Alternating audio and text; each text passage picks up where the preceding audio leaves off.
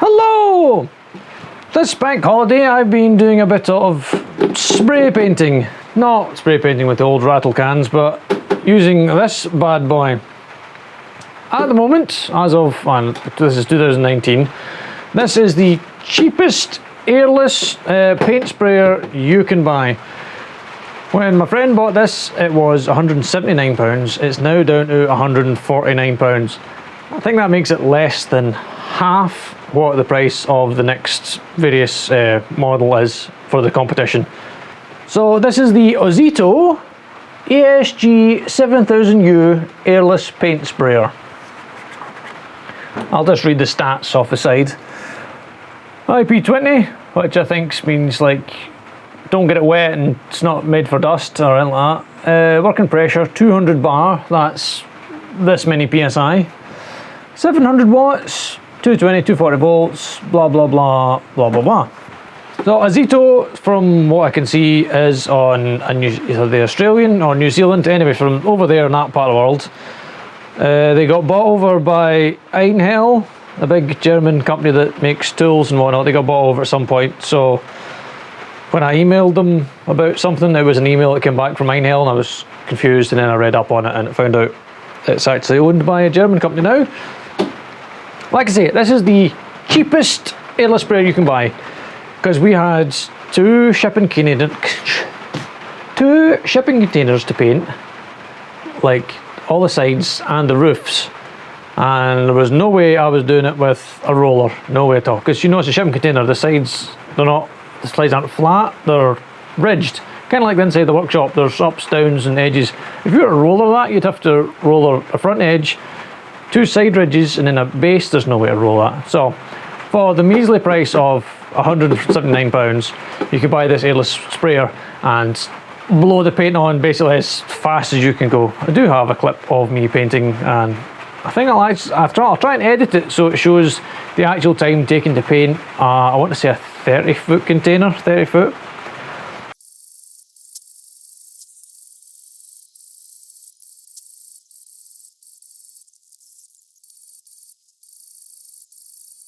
So 3 sides of a small container in 7 minutes. What you get in your box when you purchase this is, of course, the sprayer unit itself. A spray gun, not super high quality, kind of low grade, but you can spend, you pretty much you can spend as much money as you want on sprayer heads to upgrade the machine. This one's a pretty low end one, but it does the job. It comes with a 517, can you see that? A 517 tip. It comes with that one, which is pretty much emulsion, thick paint. It's an all-round thing. What's the? I read up the numbers. 5 is 5. Is that the angle that it sprays out at? What fan size you end up with? A 5, and then it's 0.17 inches or 0.017 inches. That's how small the, a bigger hole, you're more paint out, splattering, smaller hole, tighter, finer finish. As we were spraying containers, we weren't going for, like showroom finish. It was put paint on, stop them rusting. So this is your spray gun, your hose attached to the bottom,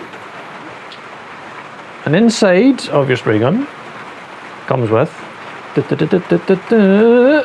all do this by the way, it's not just this model. There is a inline filter inside. This one comes with 2 of these, one already in the gun, so you don't have to worry about it, and a spare one in the kit. So that keeps the big chunks out of there, well, the smaller big chunks. Basically stop them clogging up the teeny tiny nozzle. So that lives inside the handle. The handle unscrews as well from that bit. I'll screw it back on. So this is the end which the paint comes out of. And this twiddly bit here, wait a minute, I'll slacken off so I can, he said he'll slacken off. Who tightened this? Slacken off, the other slacking.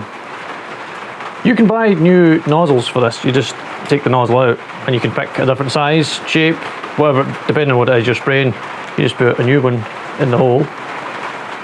He said. Again. It's a nice tight fit, which you don't want paint leaking around about it. And surprisingly, the arrow shows you that that paint's going out the way. On this head here, you see this shape. This lets you choose between a vertical fan, or a horizontal fan. And the way I always remember it is, if you take your spray head like that, and whichever way you can put your hand in, I'm trying to do this, that's the way the paint's coming out. So you can't put your hand in that way, so it's not that way. But if you can put your hand in that way, that's the way the paint's coming out, so you can rotate it around. It's just an easy way to remember which way the paint's going to come out without you fiddling out, and that just tightens down to lock into place. That's your basic spray head. Paint in bottom, paint out front, hit wall, spray things. Onto the actual unit itself. On-off button on the sides, that's not very complicated, it turns it on and off, as you'd guess. Oh, sorry, on the side as well. Pressure control, turns the pressure up and down depending on what you're spraying and how fast you want to spray it. On this side, where the electricity comes in, it's got a note, what's that? 2 meters of electrical plug, 2 meters. This is the priming handle, switch, what I'm going to call it. Straight ahead for spraying and down the way for priming. If I put this down, it'll probably leak all the oil out of it. Yeah, there it goes. Now you put that down to prime it. And then on the bottom here is the inlet for your paint. You duke this into whichever vessel you want to put your, well, whichever vessel you get your paint in, whether it be a tin, bottle, jar, jug, bucket. And the smaller one, the small one, is the return for priming. Basically, to prime it, once you've got the hose on it and the spray gun, you lock the spray gun in the on position. I know it sounds counterintuitive, but you lock it on, turn this switch down to the prime position, and then you turn it on until it sucks paint up through here, and you see the bubbles and paint coming down the return line. And then once you don't see any more bubbles, that means it's full of paint. You turn it back off, switch it to paint, release the lock on the handle, and you turn it back on. It'll pressure up and pressure up, pressure up, and then it'll automatically stop once it's reached pressure. And then that's you good to start spraying, and as you start spraying, it'll kick in and build the pressure up. And it's pretty much, it's like a pressure washer. It's a pressure washer for paint. The hose you get, here's the hose, you get 7.5 meters of hose. The ends are identical, it doesn't matter which way you put on. 7.5 meters is actually pretty decent. Well, for us it did it. We could put it in the middle of a shipping container and get round both sides and the side we were working on. So 7.5 meters. Again, you can buy longer hoses, more hoses, better hoses. And once you're done painting, your last thing to do is clean it.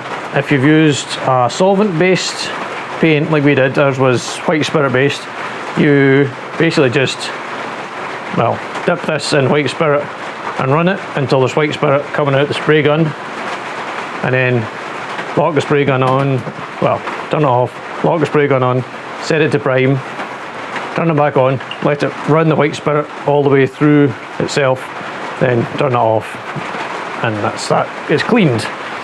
If you're using a water-based paint, exactly the same thing, but with water, obviously, you run it till it's clear. Now, they don't say this in the manual, but I've seen other manufacturers will sell you a special oil that you can suck up through the thing to keep it good if you're going to store it for a while. But I just use compressor oil. It's basically the lightest oil we had. Again, you're basically just priming it with the oil just to keep it all lubricated inside so it doesn't seize up or have any water in it if you're putting it away in the winter. So that might be a tip for anyone that's looking to put it away. You can see we cleaned ours fully properly and got all the paint off it and didn't absolutely leave it bogging and covered in green shipping container paint. But the outside paint doesn't matter, as long as you've taken the tip out and cleaned it properly. I would even perhaps go as far as to not store the tip in the gun if you can, like take it out, clean it properly, and maybe just cable tie it on the handle. But hands down, for actual painting of large objects, paint like rooms, the airless, this is just the way to go. It's so fast, you're basically painting as fast as you can paint. granted, the tidying up, cleaning process is a bit longer, but if you're painting a whole room, you do it in one go, then you just have to clean once. And I hate painting, I'm not gonna lie, I hate painting and decorating. So if I can blitz a whole room in, you know, 10-15 minutes with this, I'm going to do that. Or shipping containers, or fences. The only thing is overspray. You'll see from the video, the film, of large clouds of the overspray, the paint.